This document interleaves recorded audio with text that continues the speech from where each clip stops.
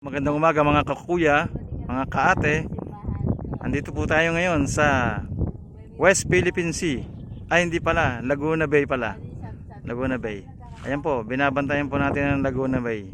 Baka po kasi sakupin ng mga singkit. Mga inchik pala, sorry. Ayan. Kasama ko po yung dalawang Bicolana. Ayun pa po pala isa, tatlo. Focus po natin. Hop. Hop. Ayan po, naglalayas na.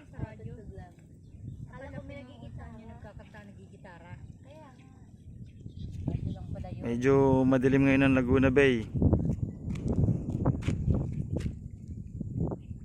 Madilim sa dagat. Madilim ang langit. Pero ganun pa rin. Umaasa pa rin tayong sisikat ang araw. Dapat ganun talaga ang buhay. Kahit anong dilim ng buhay natin, asahan natin, liliwanag din yan.